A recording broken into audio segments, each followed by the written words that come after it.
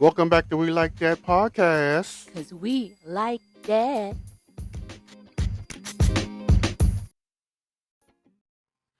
I'm Javon. Calvin. Welcome back. Welcome back. What's up? I'm trying to turn this fan off. It's getting worse. There it goes. Oh, All right. Oh, how do I turn the light off? wow. Well, this is an interesting way to start the show. Things are happening. Yeah. I don't know what to do. Why do you have a rave fan? I don't know. It was just a regular fan. Anywho. So how was your week, Calvin? It's fine. It was fast. And I didn't do much. That's pretty much it. Ouch. Other than that, yeah, I didn't do nothing. Okay. Okay. Is it done? I don't know. Anywho. So we went and saw Small People Wrestling. They call themselves the Midgets with Attitude. It was eye-opening. Forgot about that. There was a lot of things that didn't seem like it should fit, and they just made it work. For one thing, we had to drive into the boondocks of Virginia to go watch them. We had a double wrestling day last Saturday.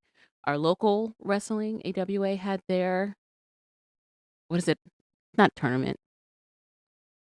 Match? Yeah, they had matches. I don't know what they called. Was it their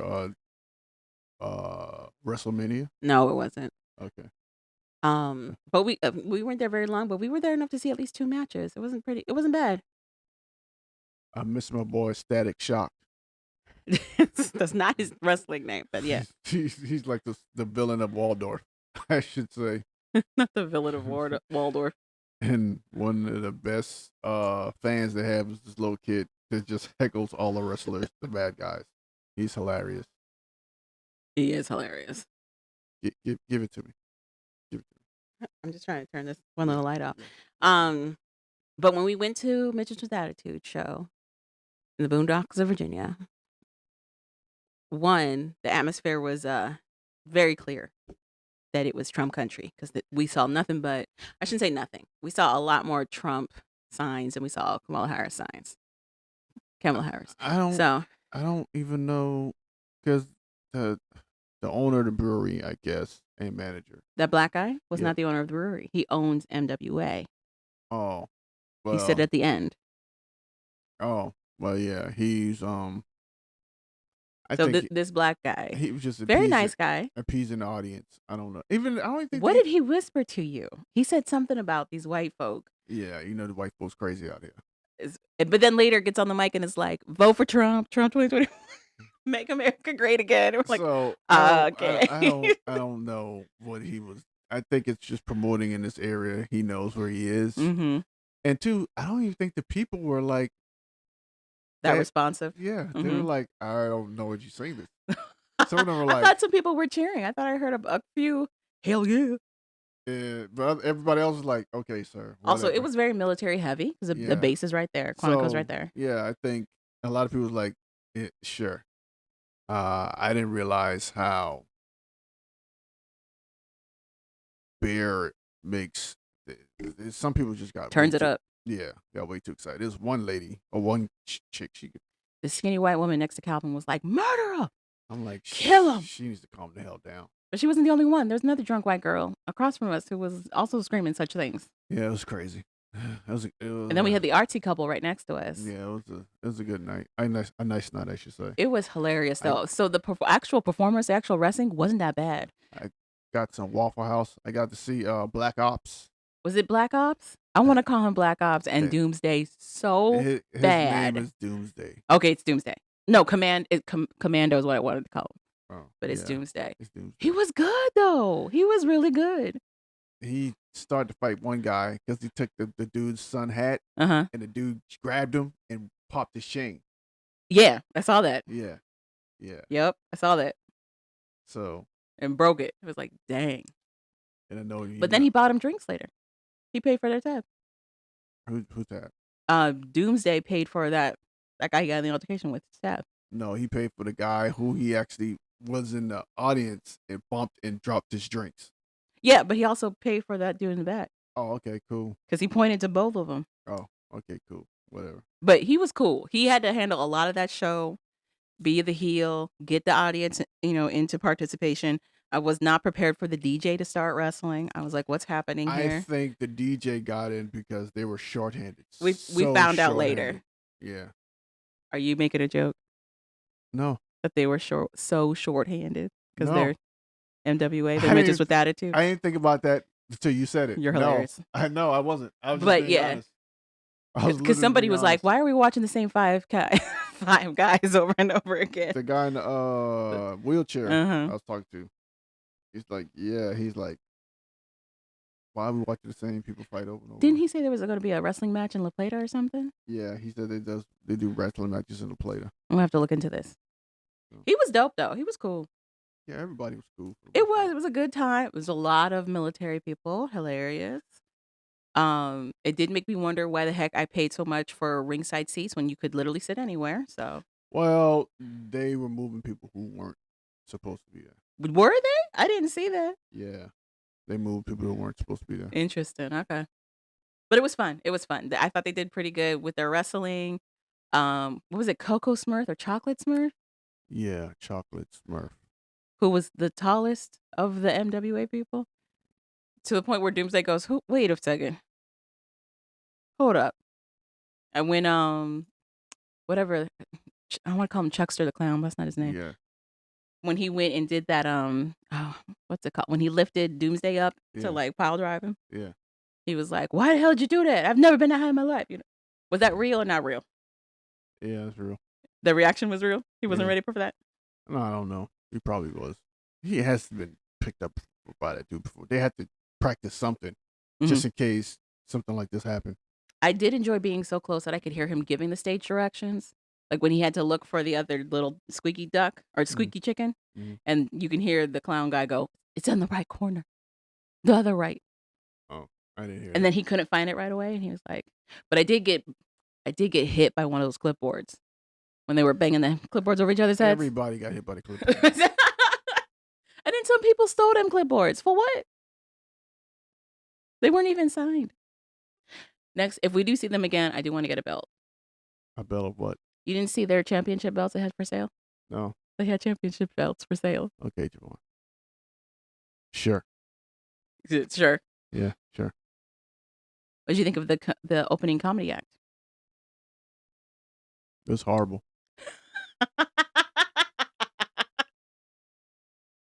I thought he did okay to fill the time. He did okay to fill the time. It was horrible.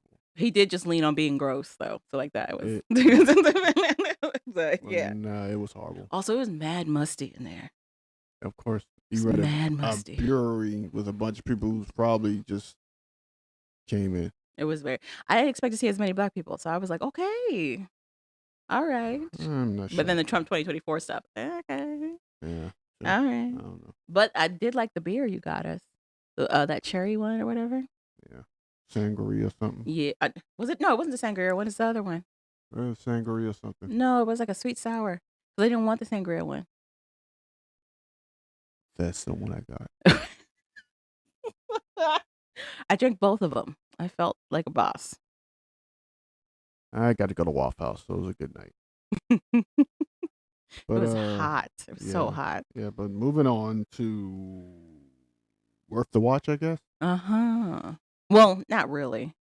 Kind of. So that happened is that we watched Mr. McMahon. Our Worth the Watch is still coming from America, which we also watched.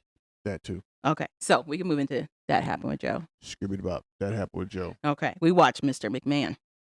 That was what happened. That's what went down. It's a But- 6-episode series that's on Netflix called Mr. McMahon, and it's mostly about Vince's rise with WWE, So formerly WWF. So the documentary starts off as, I guess, introspective of how he got started and how he came to be who he was. But if you don't know, in the process of them filming this or doing this, all the allegations came out. They started filming in 2021, leading into 2022.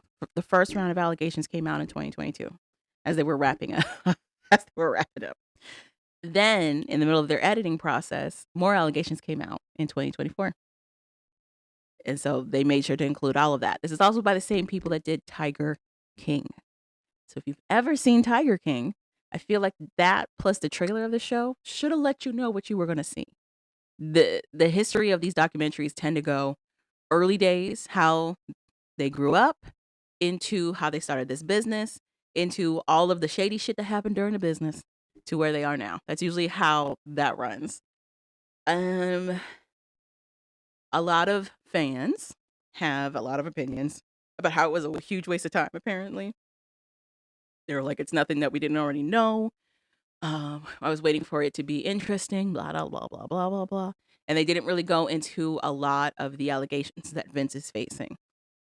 To that, I would say, clearly the show wasn't for you. This was on Netflix. If you watch the trailer and if you know anything about Tiger King, I feel like you already knew how this was going to go. I would say to that, I would say they already pretty much stopped filming at that time. So they're not going to refilm and spend more money. Well, that and Vince is not going to talk about that. He's not going to talk about the allegations. Exactly. But the other thing I would say is you still watched it. So that was my final. WWE knows they've got you. They know you're going to watch whatever they put out, even if it's repeats. That was my final. And you added those views. That was my final takeaway. You still watched anyway. You definitely still watched it. At the end of the day, you watched. You still watched it. The other thing I would say is they were like, if you watched any of the Vice's, dark side of wrestling or whatever, you had a lot of the story. I would say the biggest difference, though, between Vice's dark sided and this was that you were getting it from the source.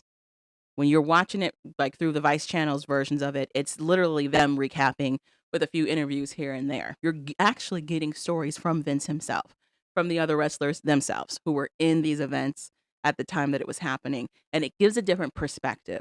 If you have any scope of empathy, it gives you a different perspective, especially how they decide to share it and how they talk about it. It comes from the wrestler's point of view. Well, you could argue Dark Side of Wrestling also does that because they do interviews with wrestlers. Yeah. But I feel like this was structured more to have Vince talk more. Oh, the difference between the Dark Side of Wrestling and the Vince thing, it's from the wrestler's point of view, the Dark Side of Wrestling. And this is from Vince talking about Vince. I wouldn't even say it's from the wrestler's side because a lot of these Dark Side of Wrestling, the main person they're talking about is gone, is passed away. Well, yeah.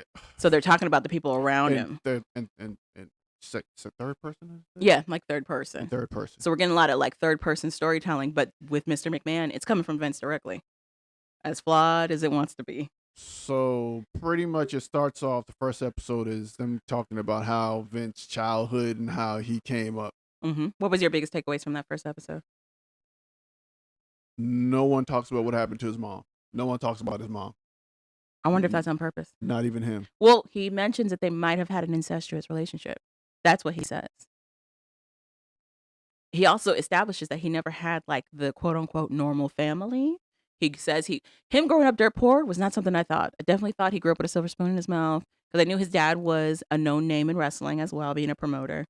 So I definitely thought he grew up rich, but he didn't. He actually grew up dirt poor in the trailer parks, and he dealt with a lot of abuse in the home at that time up until he was about 12. And what I was hoping they were going to elaborate on was how all of a sudden he started living with his dad at 12. He says he didn't even know who that man was and didn't meet him until he was 12. And then all of a sudden he's fully living with this guy. It's like his dad came and that was it. Yeah. Literally. That's what I'm saying. My takeaway is they don't talk about the mom. They don't touch the mom. What happened, how the relationship was. They don't touch about how his dad just popped up and why he popped up. Yeah, the why. Absolutely. And that's pretty much the other things they would have broached in that first one is the his buildup of Hulk and taking wrestlers from the other territories. So yeah. Also his business.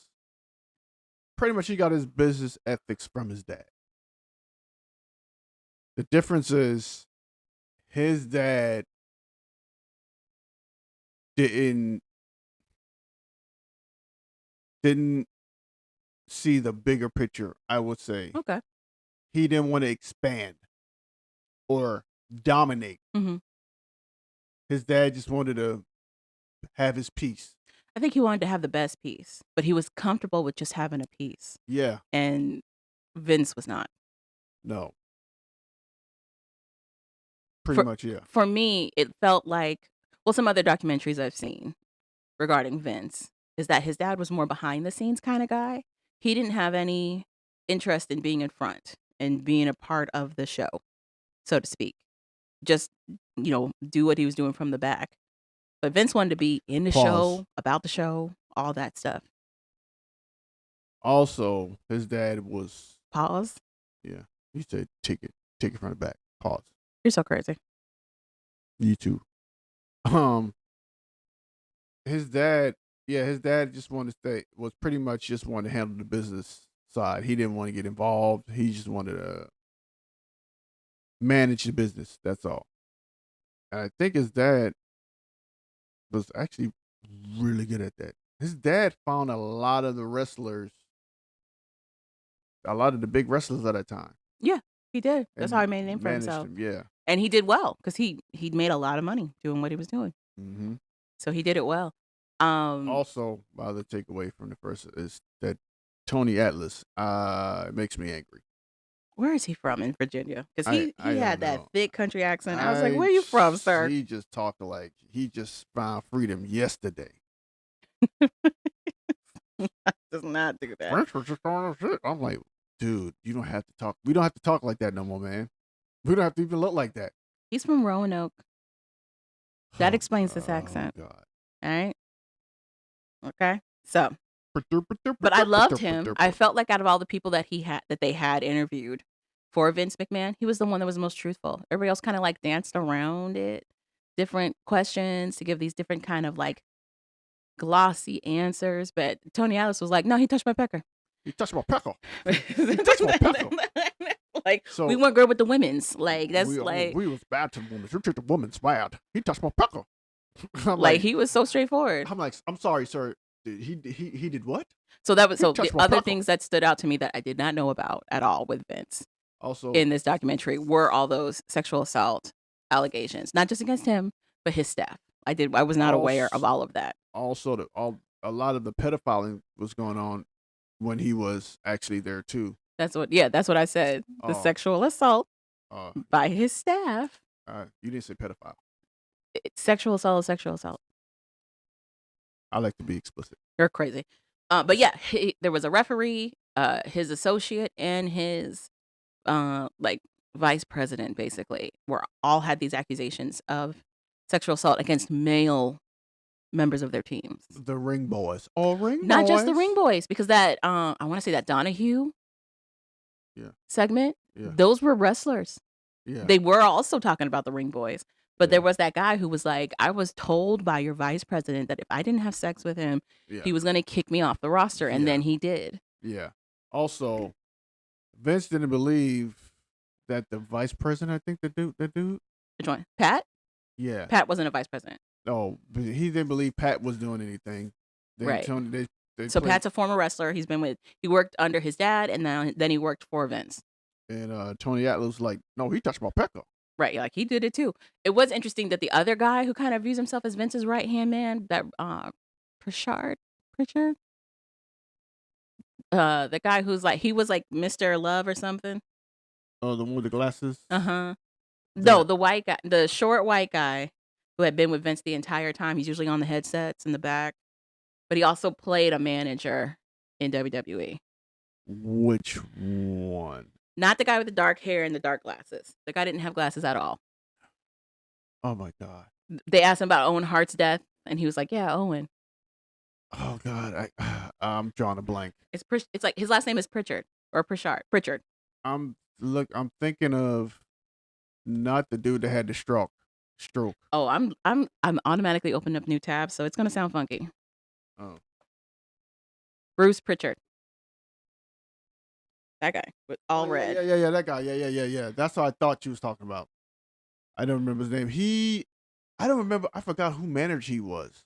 Doesn't matter because he didn't really stay in wrestling like that. He started Yeah. working behind the scenes after a Yeah. while, and it was just for me one of the other takeaways from this was how loyal he was to Vince. It didn't matter what Vince did, what he admitted to. He openly admitted that Vince was not well. He's not a he's not a mentally stable person to work around, but he happens to be a business genius. Like he openly says that, but then when they're also talking to him about the allegations, he's like, "No, these are just hit pieces to make him look bad." But you know what he did for his wife? He took care of her when she got sick. It's like, yeah, he's supposed to. Like He's supposed to do that. even evil people have a conscience to keep you close and to keep you to shut up. So many crazy. But I don't understand why he just assumed that. Whatever, sure. That's all I can say. That I sure. would say the first 4 episodes are all about how WWF becomes WWE and the different eras that helped them to gain their notoriety. And how Vince was the key Yeah, key factor, absolutely. factor or the mastermind behind all that.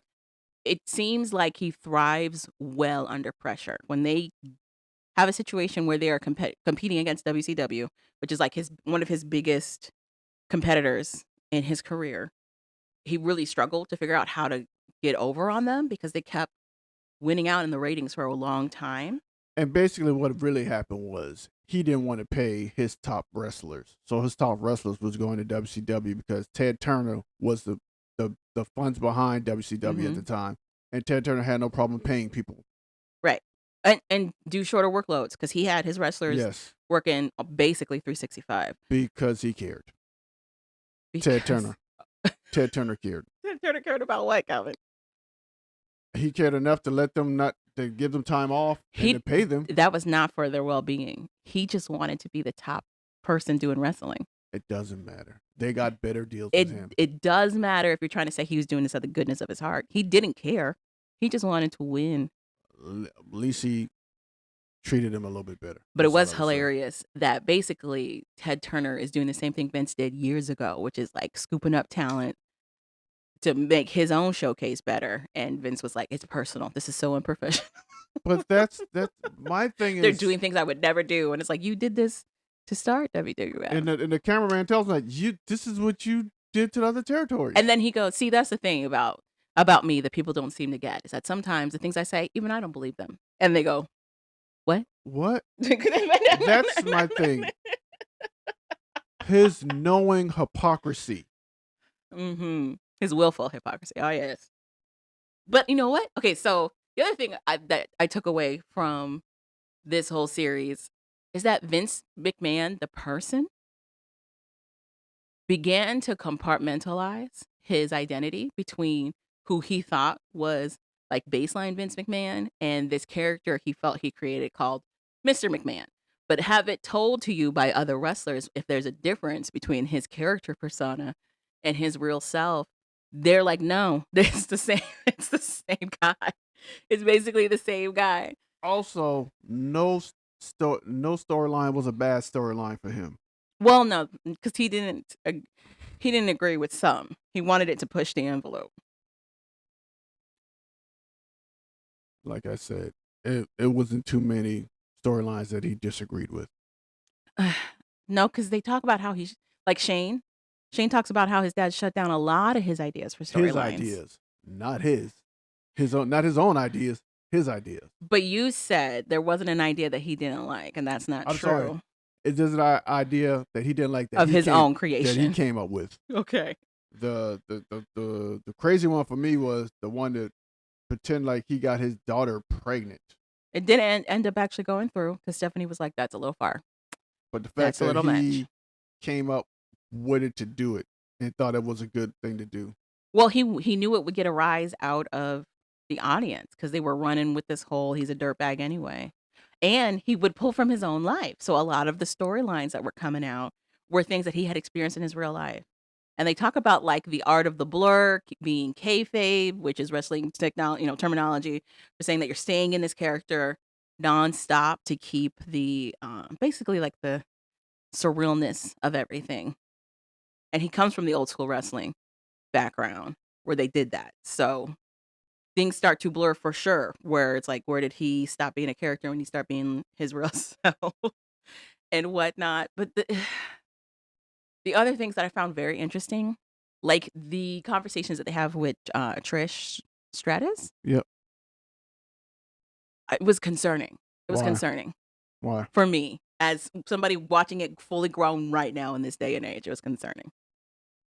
The storyline about her having to, well, one, the affair storyline that she gets involved in, Yeah. because he's fully tonguing her out and making out with her and stripping her naked for the Consistently. public. Consistently. On a Then he consistent has basis. her, bark like a dog and crawl on all fours. Yeah.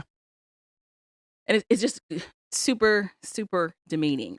Trish retells it like she was in on it the entire time. It was all of their ideas to do this because they were trying to make it like the best storyline for the audience.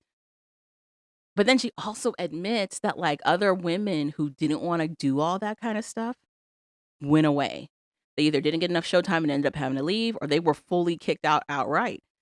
So it plays into this power dynamic of like, sure, you were in on it, but you also had no other choice but to be in on it. Also, And when she did stand up for herself and said, I didn't want to kiss that other girl for the storyline, she gets punished for it. she lost her belt. Yeah. Also, how some of the other females, like Sable, put out accusations, Not accusations. She fully filed against him. filed lawsuits against him for sexual misconduct. Then, a couple of months later, end up right back at the company. Yeah. Doing the same storylines. Well, different storyline, because then he would incorporate what she did against him into a storyline. That's what I'm saying. Well, yeah, you're right. So it's not the same storyline. Yeah, you're right. But it's But still, it's still the same premise. It the very much- sexualized premise. It's a sexualized premise, but it's also a humiliation premise. There's a humiliation, like, I'm doing this because you did this to me. This is my petty get back in the form of entertainment.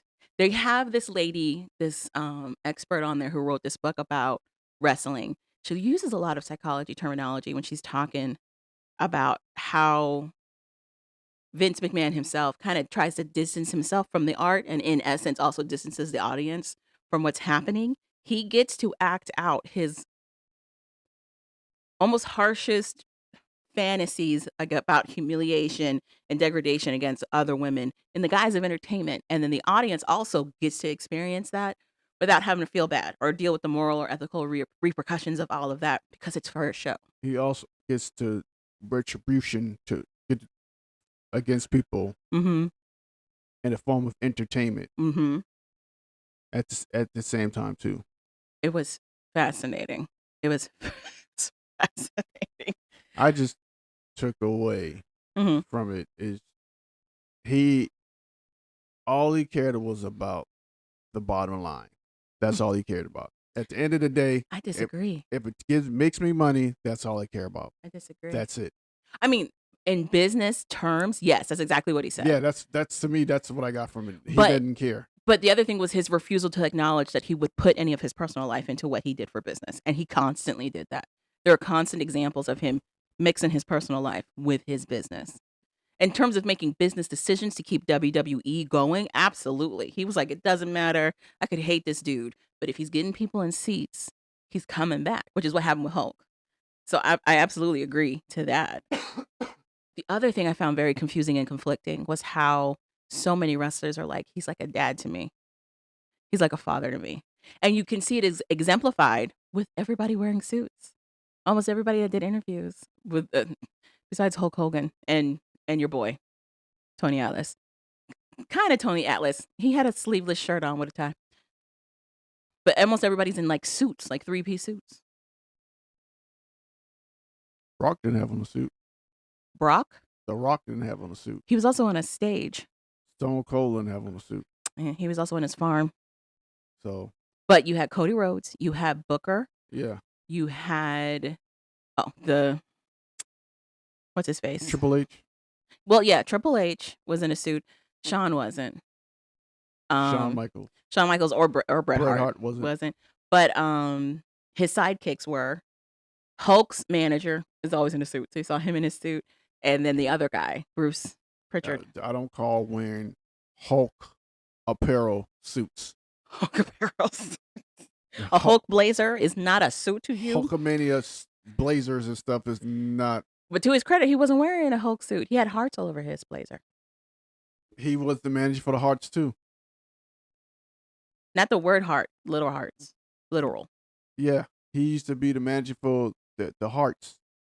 Bret Hart used to be in a tag team with his, I want to say, brother-in-law. Bulldog, English Bulldog. No, it was Jim the Anvil Hart. That's a brother-in-law, and he's got the last name Hart. He might have been a brother. He was in a tag team. He was in a tag team called the Hart Foundation, Mm-hmm. and it was him. We're getting off track. But I'm just saying, it was him and like his brother Mhm. Owen, the Mhm. British Bulldog, Mm-hmm. and his two brothers. What's that got to do with suits? That dude, and he was in a heart suit. That's where that heart suit came from. He doesn't just have a suit with hearts on it. All his suits were geared to who he was managing. You don't think this man bought any new weird suits? He probably did. Okay. He probably did. Instead of rocket suits from 30, 40 years ago. And then he had like a tennis racket. No, I might get mixed up. But yeah, that's pretty much, because I was like, yo, where he find these ugly ass suits from? He got them tailor made. So Yeah. WWE has a guy out of Florida who does everybody's gear and suits and stuff like that. He's basically like he has a Marvel equivalent. Do you know who I'm talking about? There's a guy in Marvel Comics who also does everybody's costumes. He's also based out of Florida. Okay. That's cool. I didn't know that. So, but either way, the other thing that I took away from this was that he is very pragmatic when it comes to what he sees as a win. Very pragmatic about it. And I feel like it's established and kind of explained when he talks about how, like, listen, if you can survive getting beat on and having incestuous relationships with people on a regular basis and still standing, that's a win. So, like, his bar of, like, what I can take away from this is so low. But it's helped him. It's really helped him to just do whatever, even if it's crossing the line, to do whatever to get what he wants. It is what it is. That's all I can tell you. To me, it's what I took away, like I said, is his willingness not to regret anything he's done. But is it a willingness or is it his ignorance? Is it an ignorant willingness? I think it's both. Mm. Also, I don't care as long as it makes me money. Yeah. That's all I care about. See, he says that, but in the history of that sport, like black talent, they haven't really won a lot of things. They don't have a lot of titles and belts attributed to them. That's with the exception of like Rock. But prior to Rock, that wasn't something that was happening. Whatever. That's all I can tell you. But I think that's my takeaway. And the fact that he pretends like the way how he uses his business and his storylines to get revenge on people, which I thought was interesting. I didn't know how much of his storylines dealt with him. It's just basically being him getting his lick back, yeah. Humiliating the person who tried to do something to him. Yeah. Which I thought was crazy. What did you think of the CTE portion of the Vince McMahon story? I thought that was hilarious. Same thing as football. It is what it is. So first of all, I didn't realize that in the early 2000s we weren't talking about CTE. No. I remember me finding out about CTE with Junior Seau. Do you remember his little scandal? Yeah. It wasn't little, he died. But Yeah. he ended up taking his life. Yeah, killed himself. And then when they went back, they got permission from the family to study his brain. He had severe CTE. Severe. And then he wasn't the only one. There was something else happened to another football player. And then they started taking it seriously. Chicago. I think the dude that played for Chicago in the 80s was first, then Junior Seau. Junior Seau was the big one. Yeah. Well, then also, there was another football player, I want to say it's around 2013 or so. The guy that killed his girlfriend and then went back to playing. They just did a Lifetime movie on him. I'm sorry. Oh, no, an HBO movie. They just did an HBO movie on him. Hernandez. Aaron Hernandez? Yes.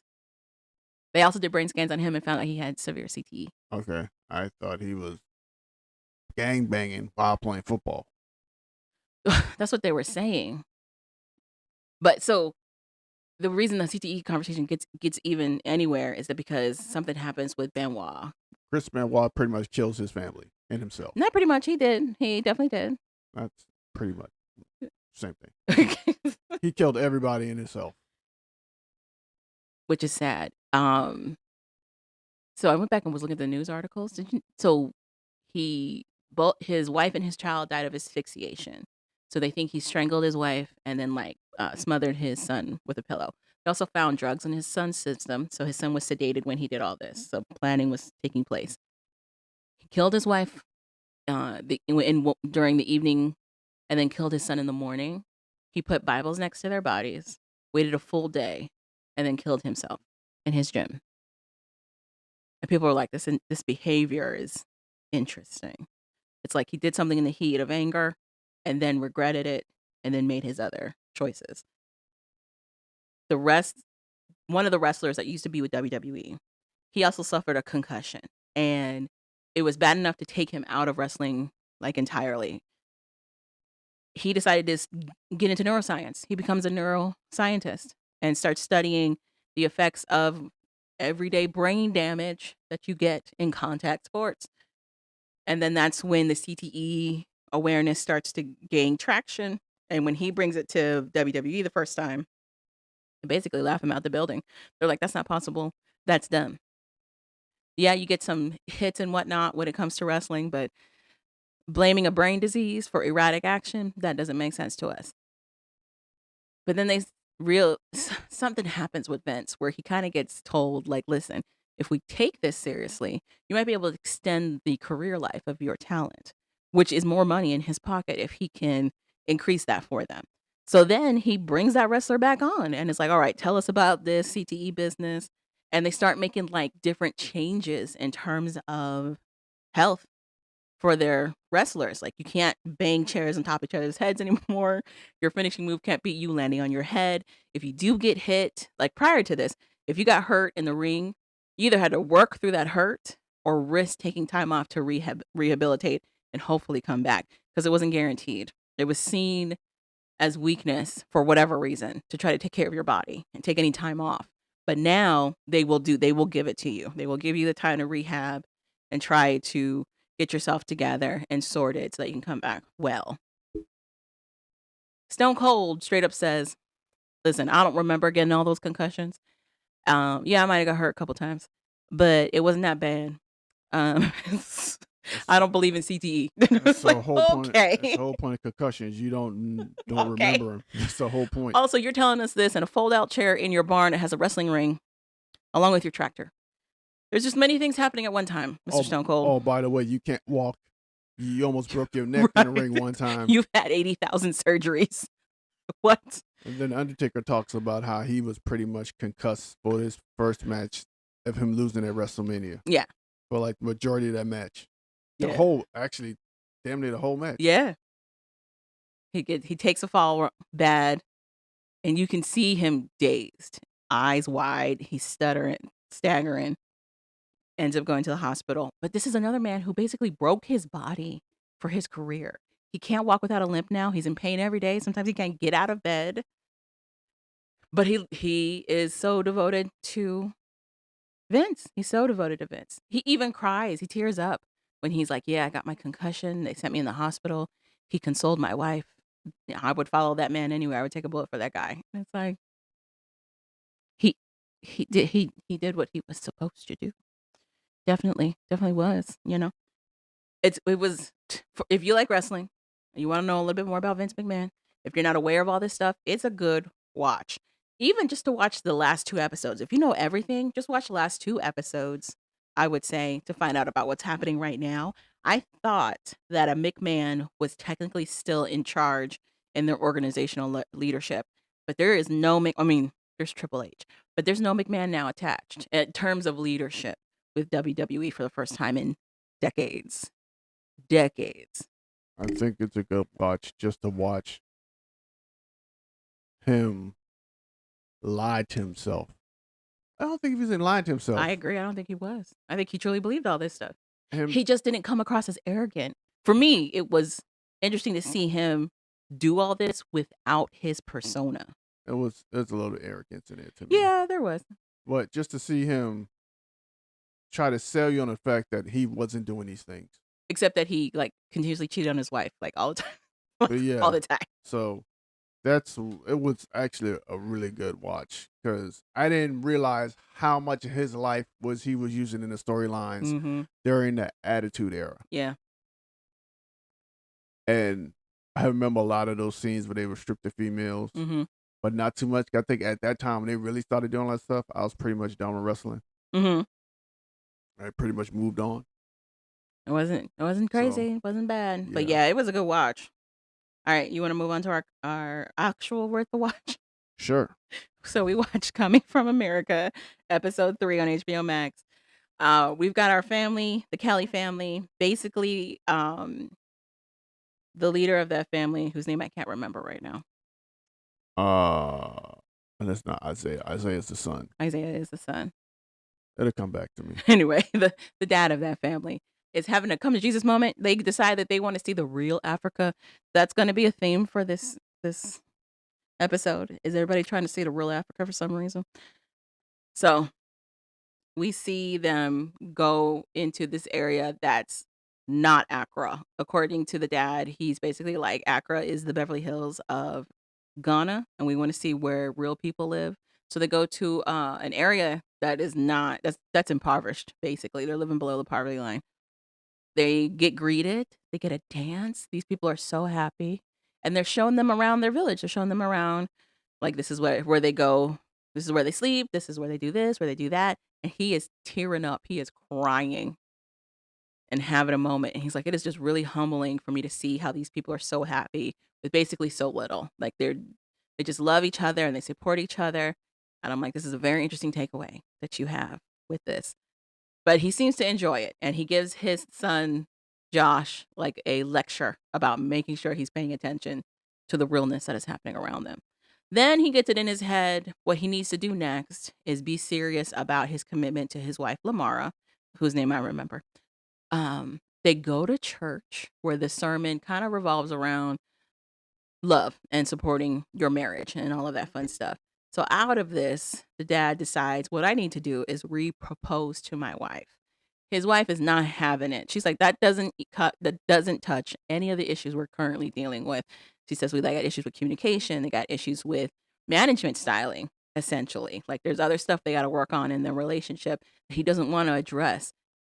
She talks to her friend, which is from the Davis family. The Davis family is a family that's been living in Ghana for like the last 3 years. They've also been hinting at following this family for a little bit. I didn't think we would ever see them. So we get to see them.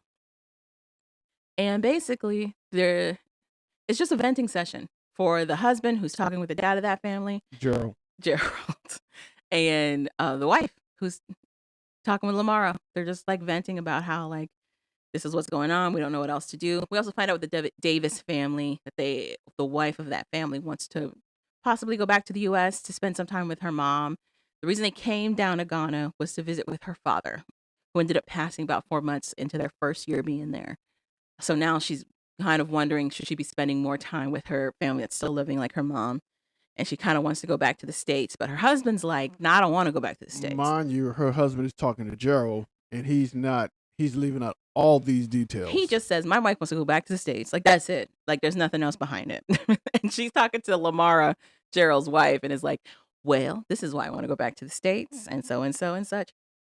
So we kind of leave it in the air with the Davis family about whether or not they're going to go. And pretty much, Mara's whole thing is, what's her name? Lamara. Lamara's whole thing is, if they can't make it, we definitely don't stand a chance. And they've been here the whole time. Well, by make it, he means stay in Ghana. Stay in Ghana. Not necessarily their marriage. Like, if we're not going to be here long either. So I found that interesting too. It will be interesting to see who stays at the end of this. So, yeah. But the Kelly family is still working on their jokes. I don't know how they're going to get this off the ground. We got 3 more episodes now. Whatever. It's not going to get off the ground, Javon. I knew that from the first episode. This was not going to happen. We didn't get any of the Zambia family, so we took a break from them. Instead, we went right back to. Oh, I didn't write it down. No, they're the Davis family. Just kidding. The Davis family. Julia Davis, the lady who a spiritual wellness lady who wants to create her own retreat down that way. She's decided that she doesn't want to stay in Accra, Ghana anymore. It's too city. They want to live where real Africa is, because that is the theme of this episode. So she has figured out another place called, is it Araba? You don't remember? Sure. It's another place that's more, they call it the bush, in the bush, but it's the most lush, tropical looking bush I've ever seen. Like, everything is green, trees everywhere. Anyway, she's like, I think I need to move my family to this place so we can really reconnect with our roots. Her sons are like, great, brother. Like, the twins aren't having it. They're like, we already moved from Los Angeles and everything we know to Accra, and now you want to move us again? They're like, we don't really have a say. We got to support our mom, but if we had a choice, we would not be doing this. But she wants to get everybody on board. She seems to think that moving somehow creates this new energy every time, but I think it just creates more trauma. So anyway, she takes her family out for a day Because that's trip. what she's used to. So in her mind, I Goodness. can't change that, but I can change my scenery. Goodness. So she takes her family on a day trip out to this new place called, I want to say it's Araba. It's a new place out in the bush. She says the reason she went out this way is because she discovered a couple of wellness experts out that way. They just happen to both be shirtless black men who use a lot of baby oil. And she's like, yeah, I think we could really learn something from here. They could have got some of that P. Diddy oil. The energy from both of these gentlemen, I'm sure, are well-meaning, but it's giving fuckboy. But for whatever reason, she's got blinders on. She's like, no, this is wellness. They are about being one with nature, with Mother Earth, spirituality. This is what I came here for. And it's like, you came for dick? Anyway, so she meets the first one, and the conversation is not very long. And the whole conversation is basically her being in like awe of this guy. And she's just like, yes, I just can't wait to learn. And he's like, he's giving her a bunch of Yoda-isms. Like, he's not really saying anything. And then he gives her some purple tea, and she's like, oh my gosh, this tea is a meal. It's so good. Calm it down, sis. Calm it down. Then she meets the other guy. The other guy, I would give a little bit more credit to, like a little more credence to. He's created his own new village for some reason. Nobody's in this village, though. So I think that should be a flag. But whatever. He's created his own village. He's done everything by hand, she says. I don't know where the receipts are for that, but sure. He takes her for a walk around his little village. He shows her how they strip leaves and just kind of put them in a place. He shows them how they, what did he say? What was the word he used? Harvest. We harvest the cacao. So he gets the cacao plant and shows her how to take shows her how to take the seeds out of it so that he can get the cacao nubs out of them. But he does like really engage with her son. Like the first guy, it was just her and this dude. But the second guy, she brings her son along and he actually engages with him. And it's actually not too bad. But she gets flustered and she gets real flirty. And even the producers are like, so would you date him? And she's like, never say never. Is he a Leo? Girl. Anyhow. But then her son. That's your first problem too. Dating zodiac signs. That's your first goddamn problem. So then her sons go on this like bridge tour out that way. There is like a hiking excursion called the 7 Bridges. These are rope bridges, hundreds of feet in the air. If you don't know what a rope bridge is, it's literally what I said. It's ropes formed into a bridge, which means it shakes, it moves. They're not, I wouldn't say they're not secure, but it doesn't feel like they're secure. But the boys do it. They're a little scared, but they do it. And it kind of bonds them as brothers a little bit better. And Julia sees this as proof that like this was a good decision. This was a good decision to have them come up this way. They need to move to this new place. Ciao. And then we end it. What did you think? I just think she's delusional. That's pretty much my whole takeaway from that. Just uprooting and just moving because of aura and stuff You said, what is happening? Stupid. What is going on, girl? My question is, how's she making her money right now? She doesn't have a wellness center open at all. The ancestors are giving her money. The ancestors are giving her money. She's talking about buying land. Now, I know she was an Emmy Award-winning makeup artist, but she left Los Angeles.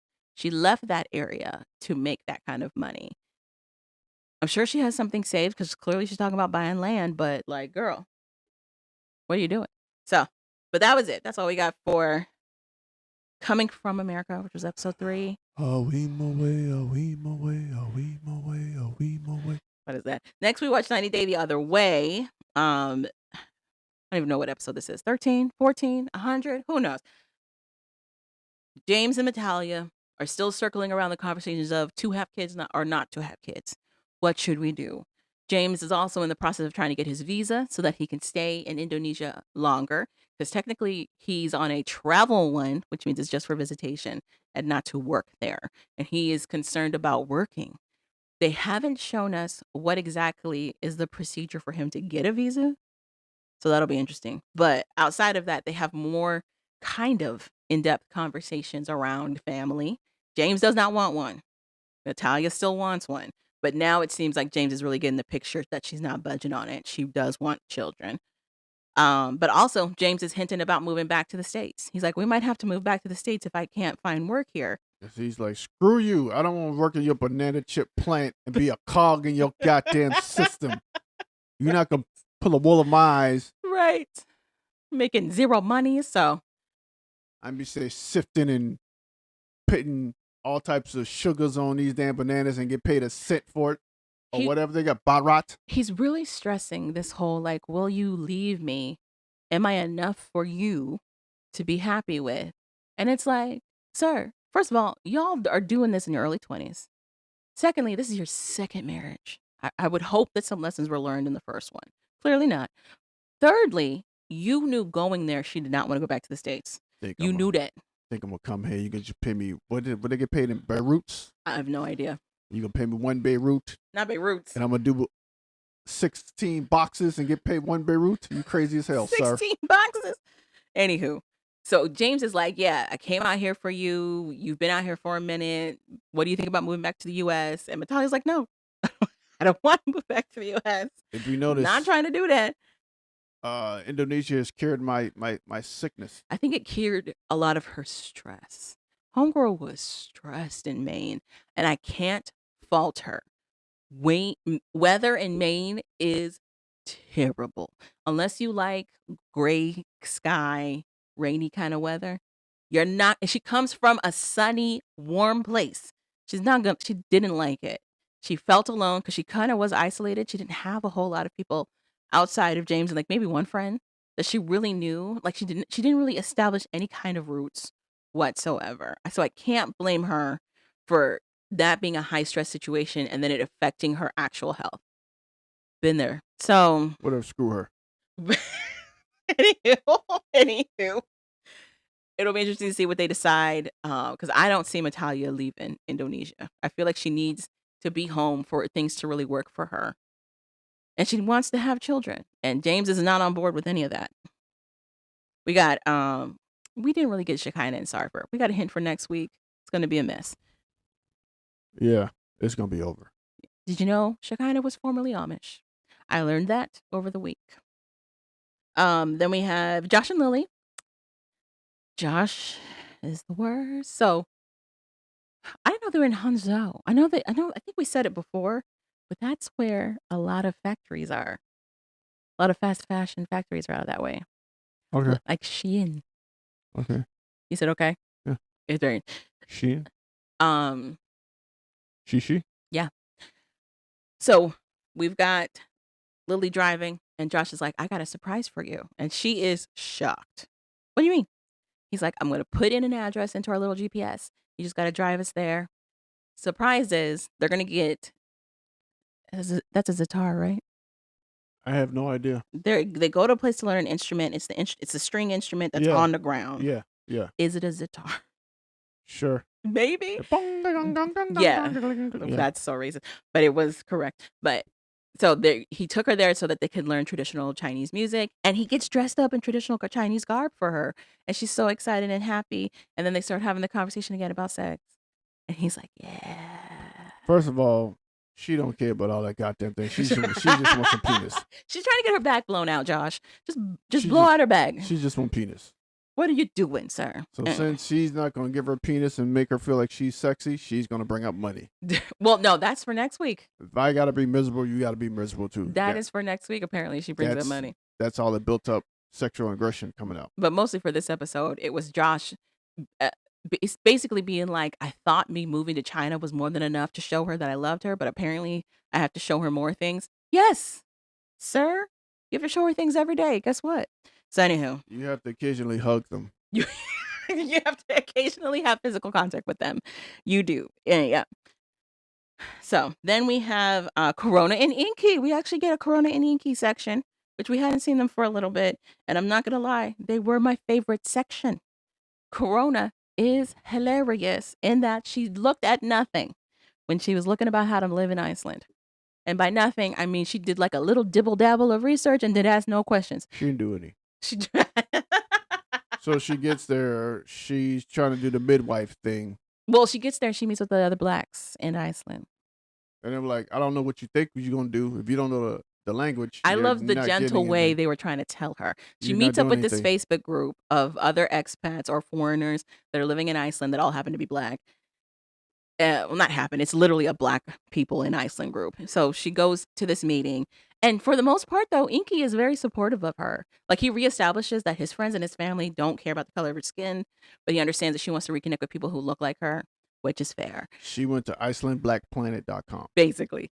So she goes to this meeting. They seem to be all American.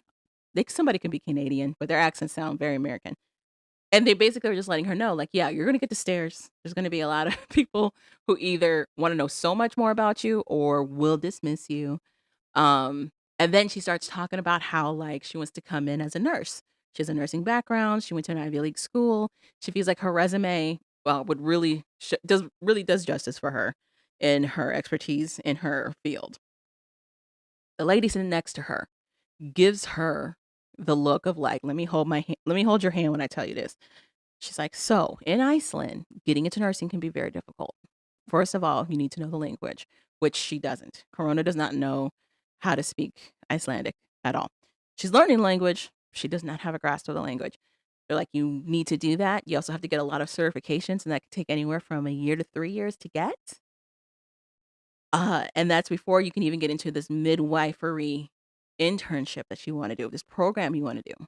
And oh, by the way, it's all in Icelandic. Well, she finds that out when she goes to the school. So she has a meeting with the school she's trying to get into. They start having their conversation, and then she's like, yeah, so, what exactly does this entail? Yada, yada. And they're like, well, everything's in Icelandic. So you need to know the language to do the courses. And she was like, is anything in English? And this lady looks at her with a slow blink. Like, did you really ask that right now?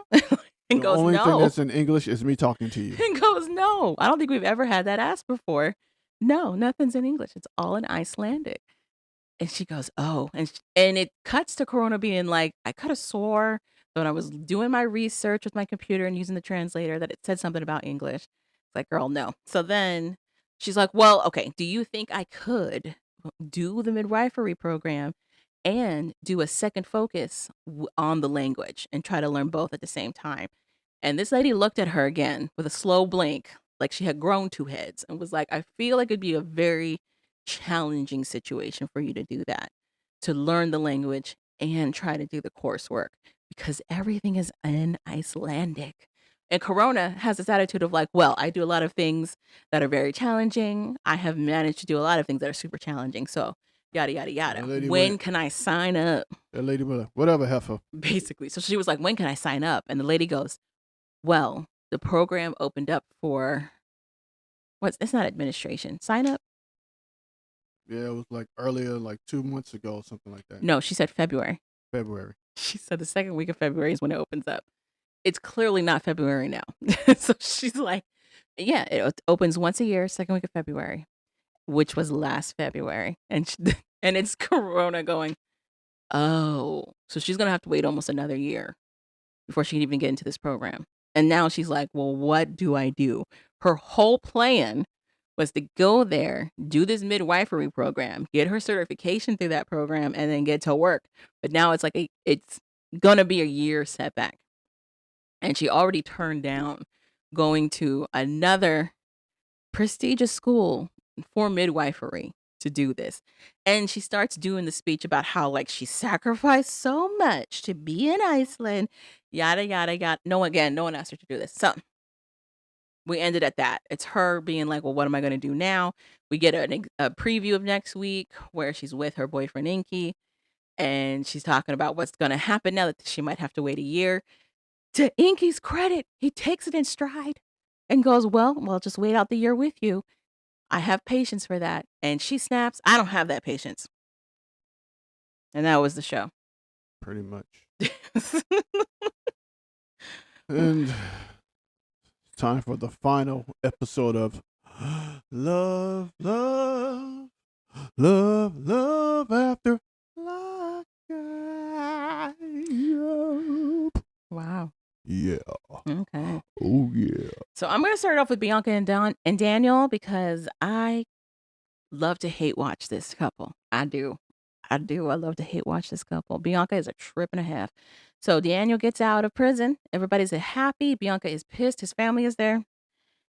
Then after all the hugs and the haze and where they decide they're going to go eat somewhere, once Daniel gets in that car, she's like, call your PO because there's no way I'm driving you to that halfway house. She's making a lot of demands for somebody who's a court-appointed person in Daniel's life. She's like, I don't know why everything hinges on this stranger. And it's like, yeah, it's not he's not a dude off the street. And he's like, I'm hungry for that pussy. That's not what he said at all. Yeah. That's not what he said at all. Yeah. So, but he calls his PO, and shockingly, the PO is like, well, let me see what I can work out for you. See if I can get it approved. What? First of all, he got that PO with some trim. That PO trying to get some trim. Not yeah, trim. Dude, I'll talk to you later. Yeah, sure. We'll work it out tomorrow. 70s slang. come tomorrow. 70s slang. Whatever, sure. Yeah. Sure. Whatever. Sure. And Cool. then- I don't care. Then he talks about how he can't wait to be alone with her, and she goes, and then they go to eat with his family, and it is not long before his mom is like, I want the best for you, but I do have some concerns. Oh, because he lets them know, I called the PO. I'm probably just going to be staying with Bianca this entire time. And mom goes, she's a drunk. Basically. I'm sorry. I'm She so sorry. trips over herself. I'm so sorry. And it's just like, what about all the alcohol out the house? I'm so sorry. I'm so sorry. I didn't mean But to say she that. expresses her concern. And to his credit, to Daniel's credit, he's like, no, go ahead, mom, share what you're feeling. Share, because you're going to do it anyway. Just tell us. But no, he uses a lot of psychotherapy lingo. So which tells me that like whatever counseling sessions that he was, I guess, legally required to do, he did and took like a lot away. So anyway, That's how they get you. his mom basically is like, I just have a lot of concerns about you relapsing because you're going to be in a situation where you're around a lot of alcohol. And she's made it very apparent that she's not stopping. So what happens if she comes home drunk, or what happens if she brings alcohol in the house, all this stuff. And it's Bianca rolling her eyes and clearly giving the impression that like she feels the mom is doing too much. But for me, at the same time, she put this doubt in this woman's mind. She could have kept her mouth shut. She could have not talked about needing a drink. She didn't even need to order a drink at the bar. She could have played it cool. Oh, same thing I said. I don't know why you said, oh, I never fought you on anything. Oh, I'm sorry. Okay, anyway, so. My bad. So, but it's him like it's Daniel trying to, assuage his mom's fears on everything, being like, well, listen, we're going to take it day at a time. I don't think she'll ever put me in a situation where, I'm going to have to worry about my sobriety. But it's also him acknowledging that he jumped the gun proposing to her because now she wants stuff. Bianca's like, so at first she was like 2 years at the most, 1 year at the most. Now it's 6 months at the most. She wants to be married to him. And he's like, I don't know. I barely know this girl. Yeah, Daniel. You barely know this girl. So then we move on to, or what other couple you want to talk about first? You want to do Shanta and True? Go ahead. So Shanta and True. Well, let's do Hope and Arthur because they're super short. We get the aftermath of that terrible meeting with Hope's family and Arthur. That same family meeting where Hope was like, yes, so my boyfriend is an ex-con who had a mental breakdown the other day and has no job and lives with me. He sees devils and he's Constantine. He fights. Like, she didn't paint this dude in any kind of positive light whatsoever. So it's him feeling for his life with the family. He's also with the triads because there's a triangle on his forehead. That is not what that means. Then the grandfather pulls him aside and is like, were you ever in a gang? Exactly. And he's like, Part no, of triads. I know the triangle symbol on your forehead, sir. boy. You better stop joking with these triads, sir. Anywho. Look at boy. So then later he pulls Hope, after they're walking back and they say goodbye to the family, he tells Hope, like, you kind of left me hanging out there. Like, what's going on? And it's her being like, well, maybe if you got yourself together, you wouldn't have to worry about all that. What, like, how long was it before you were back in prison the day before or the last time or yada yada? Like, she just throws a lot of stuff in his face instead of owning up to the fact that she really set him in there on the short end of a stick. I just realized we watched the same thing 2 different ways.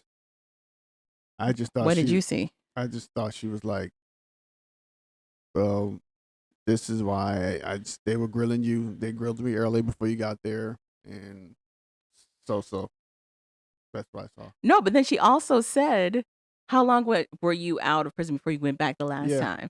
Yeah. Because he brings up, why did they ask me this and why did they ask me that, like, specifically? And she's like, listen.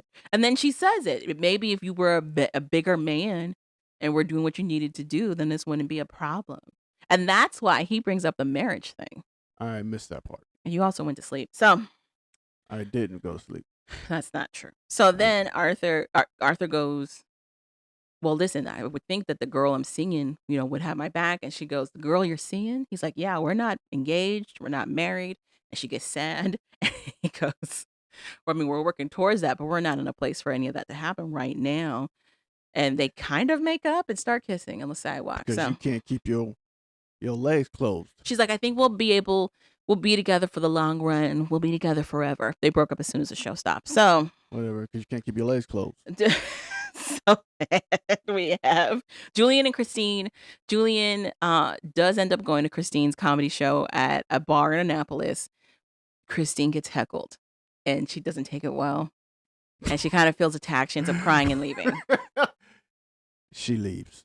She definitely leaves. The end. The dude's like, that's stealing. Yeah, she's telling her story. I think her joke was supposed to revolve around how people wouldn't pick up that she has a nickname 50, that she robbed banks. I think it was supposed to revolve around that, but she ends up just telling like a very nervous story. And there's a drunk white man in the back who's like, this is boring. Shut up. He's Check, like please. cutting in all the time. She leaves crying and you see him like flush red. It could just be alcohol. It could also be he felt bad. Either way. I think, first of all, she didn't give time for the punchlines. Oh, the punchlines wasn't in the place it should have been. I'm not going to critique anything because it was her first time doing anything related to this comedy show. She had to get her feet wet. She did get her feet wet. Unfortunately, part of doing that Wet in the is bathroom. bombing. So Wet in the bathroom. she ends up going to the bathroom to like get a break. She talked, but Julian showed up, so she is happy that Julian showed up, and he does seem to calm her down and is there for her. He like actually supports her, and they have a conversation later where he's like, "Yeah, I'm going to be very supportive of this if you want to do this moving forward," and he tries to be like super positive for her. And then the aftermath of that is that they're still together right now, and I think Julian got a new job. Then Deadbeat. About time. we could do an update quick on Letitia and Keith. They didn't get a story segment, but Letitia finally acknowledged that she's got some legal troubles happening where she could be facing 5 years in prison, depending on whether or not she gets convicted. Hilarious. And her and her girls end up moving to a different home to rent in Indiana. They were talking about moving entirely to another state, but they decided to stay in Indiana. Iowa. Is it Iowa? Yes. IA is Indiana. I is Iowa. Uh. IN is Indiana. Oh.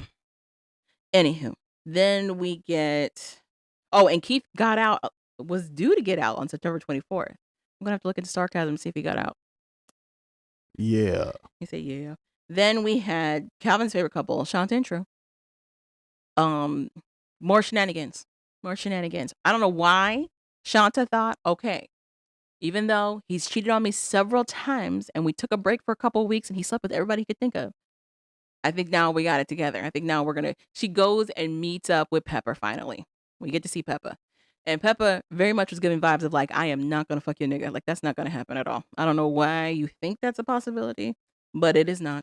I don't even like people. Right.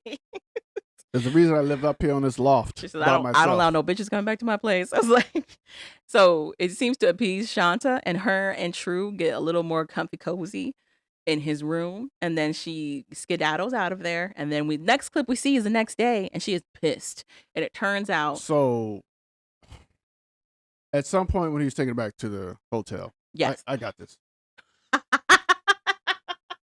This fool stops at a store or something. He gets out of the car. I don't know why he just didn't turn the car off, but it is what it is. This fool gets out. His phone rings. his phone is still connected to the car. His phone is still connected to the Bluetooth in the car. This idiot doesn't remember that, or doesn't notice that. He's talking to her, and he's talking to another girl, telling her, "I'm about to drop her off. I'll pick you up. You come by when I drop her off, or whatever." Yada yada yada. Mhm. So he gets back to the car. Shantae hears all of this on the Bluetooth, even though the Bluetooth is cutting in and out, but she pretty much hears everything. Yep. Gets back to the car. He starts talking to her. She's like, "So what you about to do when you leave here? Then drop you off, go back to the house." She's like, "So who's so-and-so?" And apparently at some point the girl calls her too. And lets her know that she's been messing with him for the long, like 2 No, weeks. she called the girl. I thought the girl called her. No. Anywho, long story short, he was cheating. And we pick up with Jamal and talk to them the next morning. Yep. And she's pissed, and she's telling her friend the whole story. Her beleaguered friend, who was like, well, I don't know why you gave this man another chance in the first place. And then she goes to drop off some of True's stuff, which I don't know how she has, because they literally stayed at a hotel. Anyway, she drops off some of True's stuff and then proceeds to stay in this car and have an argument with him in her car. I think that's what the producer's doing, but still, she's still stupid for staying and doing it anyway. She's You're over there correct. like, you can't be charming and think I'm coming back to you. And it's like, you drive away. Drive away. Also, her friend goes, I'm tired of talking about this man, "Yeah, sorry, but you leave him. That's good. So I'm going to talk about him." which was the realest stuff ever. Which ends up not being, doesn't matter anyway. Right, because they're going to be in life after lockup, so it doesn't matter. So, and she lost the twins, but Yes. apparently she's pregnant again. Yeah, that's the rumor. The rumor is that she is pregnant again, but she confirmed that she lost twins at the end of this episode, which is sad. Mhm. So then we have Kim and Joey. We get our nice dose of white shenanigans. So Kim and Joey are preparing for the engagement party. The ex does not show up at the park. Joey's ex does not show up at the park. He's mad. And then he puts on his 2003 finest and gets out there. Oh my God. He won't let this dude just live. Let this man live. The polo, Calvin, and the hat, Let this man live. and the baggy jeans. Let this man live. If he had Tim's on, I swear to you, Let this man I live. swear.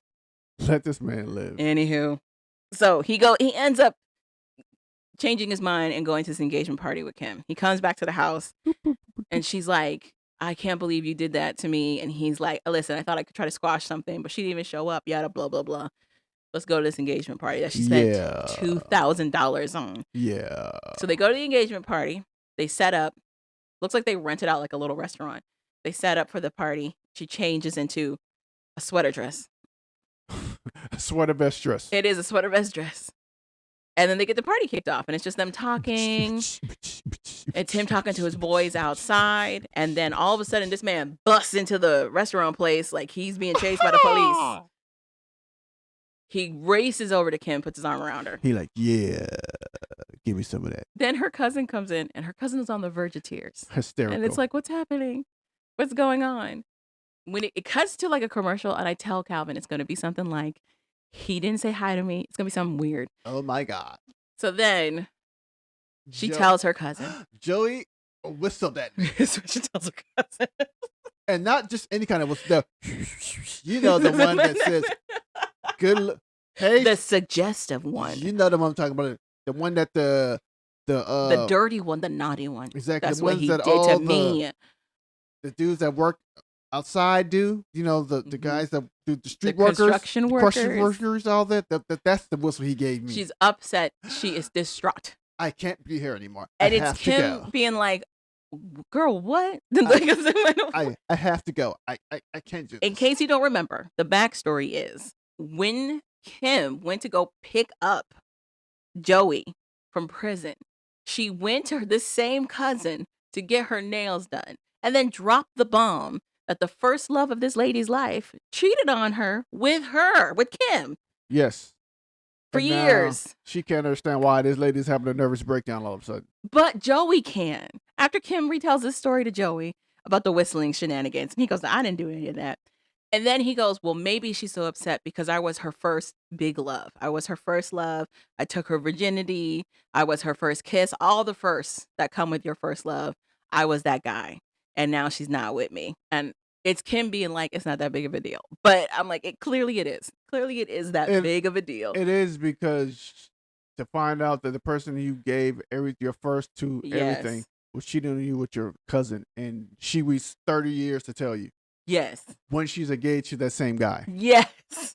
And then she's going to like throw it in your face. And she told it to you while you were working on her nails to go see this guy. And she kind of threw it in your face. Yeah. And then said, come to my engagement party, please. Like at first I was like, it was 30 years ago. But then when the big love stuff came out and they're in a small town, it's almost like it happened yesterday. So, but it was hilarious. So that was going on. And honestly, it is. It is a countdown clock until Joey cheats on Kim. Or Kim cheats on Joey. It's a countdown clock. So that leaves us with Calvin's other favorite couple, Zariah and Troy. You want to take it away? So we pick up at the party. He meets his daughter. He's happy. He's crying. Zariah does not want to talk to the baby mama. The baby mama does not want to talk to Zariah. So the baby mama goes back to the car and just waits there. Well, I guess the mom walks into the car or whatever. They're talking. Finally, Troy goes to the car and talking to her and thanking her for whatever. And he's like, so when am I going to be able to spend more time with her? She's like, well, she gets out of school. It's for the summer. He's like, ooh, I could take her to Buffalo for the summer. She's like, nah. Syracuse. His baby lives in Buffalo.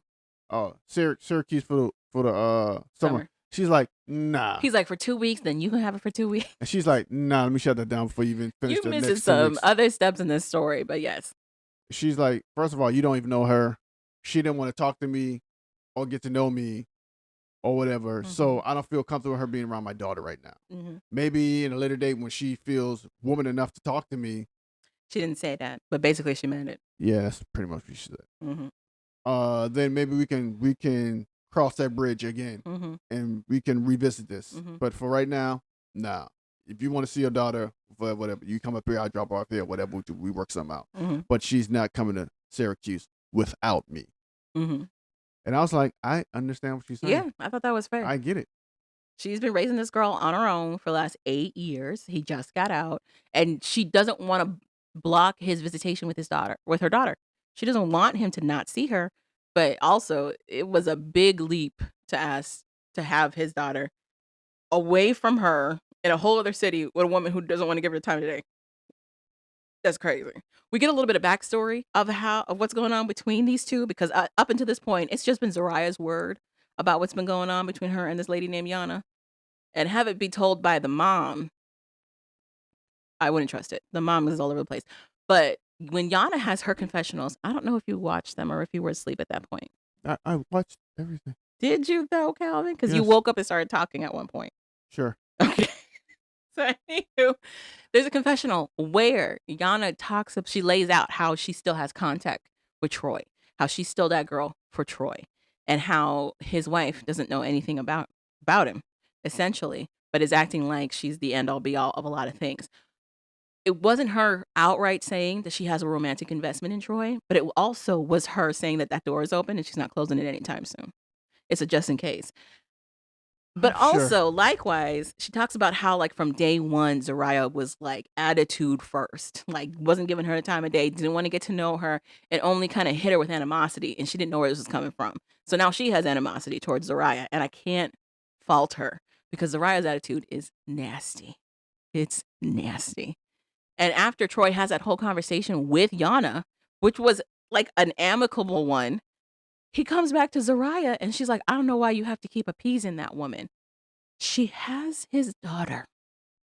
He has to play nice with her because she has his daughter. I'm like, just how much of an asshole you are to your ex with his child. Now, flip it. And then she talks about how, like, she thinks something else was going on. He's not telling her the whole story. He literally comes back from that conversation and is like, I was just talking to her about how I can see my daughter, how she's not comfortable having her come down here yet. And we're just working at that angle. That's it. And she goes, yeah, no, what else happened at the front? Nothing else. I tell you what else happened to the front that I'm not leaving. I'm staying here. You're going back by yourself. How about that? How about that? It's so Sick of crazy. this crap. And then it's Troy later trying to like appease his wife, being like, listen, thank you for doing this. I understand it was very triggering. We're going to try to work together, but I want my daughter in my life, yada, yada, bloom, bloom, blah. They're about to be in life after lockup. After lockup. Does this mean Karen's coming back? I don't know. Maybe. Hopefully. Oh, I hope not. Yes. I hope She so. causes so much drama. And that was the last episode of Love After Lockup. Yeah. Love after lockup. To be preceded by life after lockup at some date and point when I look it up and Google the dates. So we're going to replace Love After Lockup with Mama's Boy. No, I Yes. don't wanna. I wanna. No, That's don't what I'll wanna. be watching because it's back. it's terrible. Mama's Boy, in case you don't know, is a show that used to be on TLC, I think. And then it was on their Discovery streaming network. And now it's on HBO Max. It is a terrible show about people who have unhealthy relationships with their mothers. Men who have unhealthy relationships with their mother. It is so bad. This is their third season. I don't know how they did Men on this. film. I thought we were done, but we're not. The first 2 episodes are skin crawling. Like, it's these grown men with their mothers doing the most boyfriend girlfriend things you have ever You're seen. gonna love it. It's so bad. And it's so frustrating watching it as somebody's spouse as well, because you see these ladies who are either girlfriends or spouses having to figure out where they fit in with this, while at the same time, like, not breaking up with them. The hell you said? What? What? You being the spouse? What? Being somebody who is also on the outside, like if you were really super, super close, like if we lived in like Atlanta or South Carolina, we'd be on a Mama's Boy episode Why? because you're very close to your family. My mom does not want to hold my hand and do stuff It together. doesn't have to be your mom. It could be other people. So, I don't think other people won't be like that neither. okay.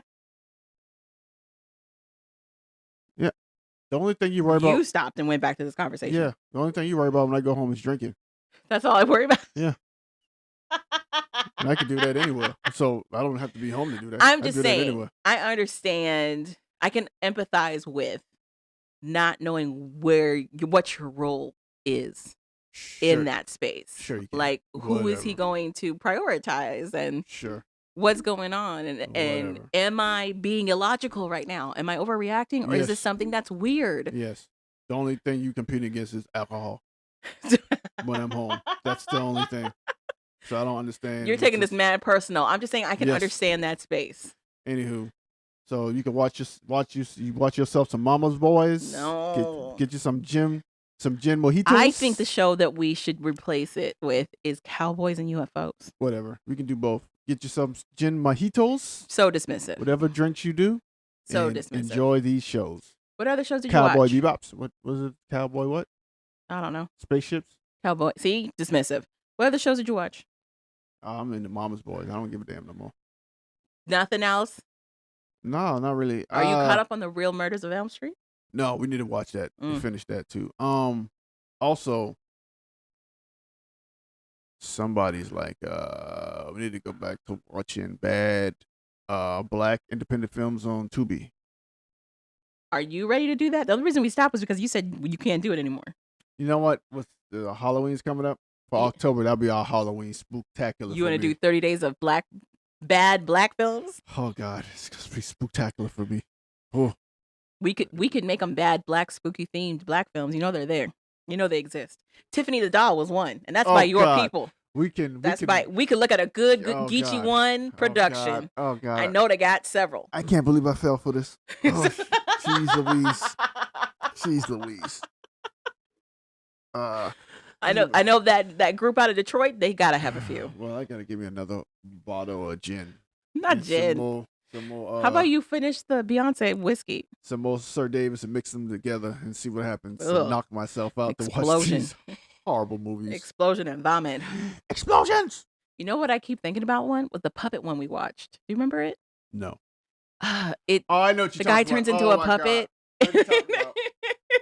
And it's the one. It's the one where the dude, the janitor from Albert Yes. Albert Elementary is on. Yes. He plays one of the bad guys. He gets his revenge. With his big ass basketball head on it. It was playing a pimp. hysterical. Hilarious. Oh God. Hysterical. We'll find him. I forgot the racist ass white dude. Yes. Oh God, I forgot. Yeah. We'll find him. We'll see. Oh, they're gonna be on there too because it's October too. Jesus Louise. I hope so. So Tubi has been veering away from like a lot of that. So we'll see. Like putting independent film like that on there, they kind of been veering away from it. I put my faith in him. What's that? What Mr. T TV show? Oh my TNT? gosh. TNT on Tubi. TNT. I put my faith in him. When that hymn came out, we were like, "What is I'm this? Like, what is this Negro spiritual she's singing? She's singing from the soul. It's just as a champion. And there's like what 3 or 4 seasons? Like of 4 that show? seasons. Goodness gracious. Anywho, I'm not gonna lie to you, Mr. T is a pretty good actor though. was he? Yes. Was he a good actor? Stop acting sarcastic and surprised. Calvin, he was Mr. T in everything. How good of acting was he? How good was he? He played his goddamn self. How good was he saying. really? He played his damn self. He was literally, he didn't play nobody else. He was literally Mr. T. I pity you. I'll help you up. Eat my cereal. All right. That's all I got. You got anything else? Nope. Okay.